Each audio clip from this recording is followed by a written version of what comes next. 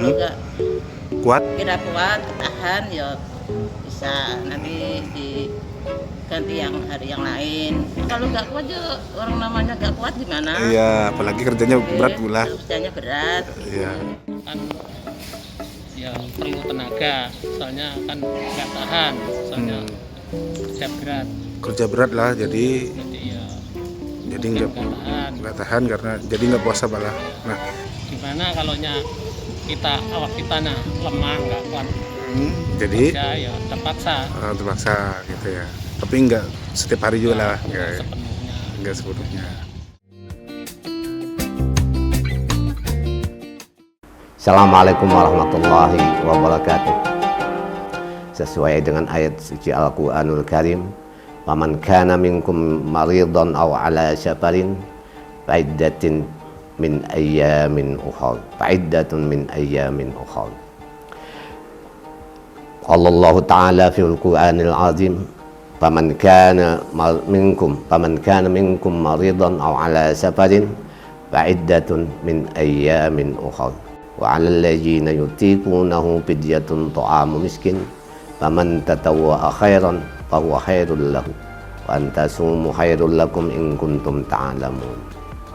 Ayat ini menggambarkan bahwa di antara orang-orang yang sedang melaksanakan ibadah puasa itu ada semacam keringanan, rukhsah dari Allah Subhanahu wa taala untuk berbuka di siang hari.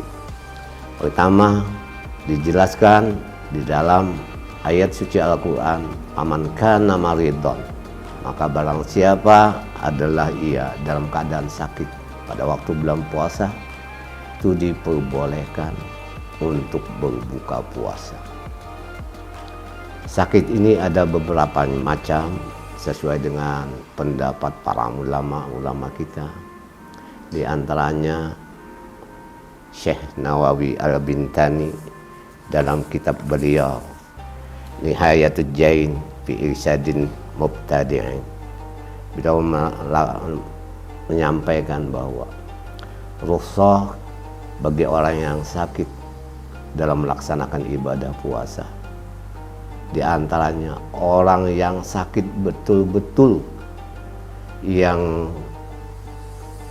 apabila misalnya seorang dokter setelah dia cek medis kepadanya dan dia dinyatakan tidak diperkenankan untuk melaksanakan ibadah puasa, itu wajib kita harus menuruti apa saran dokter. Karena kalau seandainya dia melaksanakan, dikhawatirkan akan mencelakakan dirinya. Itu salah satu. Sesuai dengan ayat Al-Quranul Karim, "Wala tulqu bi'aidikum ila tahlukah." Janganlah kamu mencampakkan diri kamu kepada kehancuran. Ini salah satu dalil bahwa orang yang sakit apabila nantinya membawa kemudaratan dan akan menambah sakitnya, itu diperbolehkan untuk berbuka puasa. Begitu juga orang-orang yang diperkenankan untuk berbuka puasa, di antaranya orang yang di dalam pelayaran. In kana maridan aw ala safarin. Safar ini adalah orang-orang yang musafir. Maksud di musafir ini perjalanan dalam rangka menuju ibadah, bukan dalam rangka menuju kejahatan.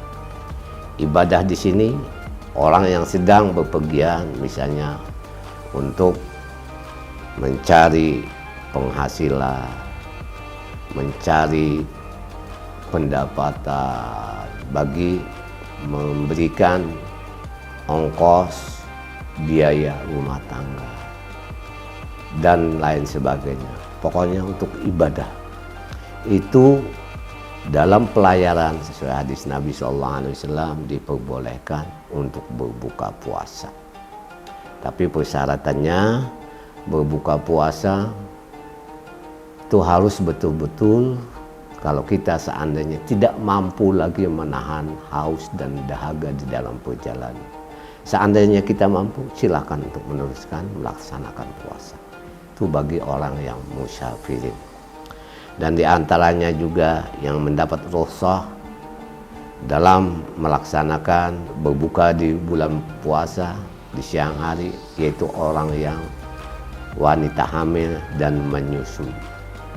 Dan wanita hamil dan menyusui itu kenapa diperkenankan, diberikan rukhsah oleh Allah Subhanahu wa taala untuk berbuka puasa?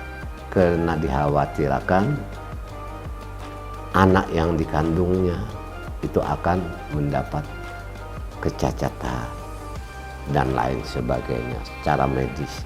Oleh karena itu, boleh orang yang sedang hamil maupun orang yang menyusui untuk berbuka puasa, tapi dengan catatan setelah dia melahirkan nantinya dan masa tenggang waktu yang baik, dia mengqadha dan menahuri, istilahnya itu mengqadha puasa yang ditinggalkannya. Fa'iddatun min ayyamin ukhar.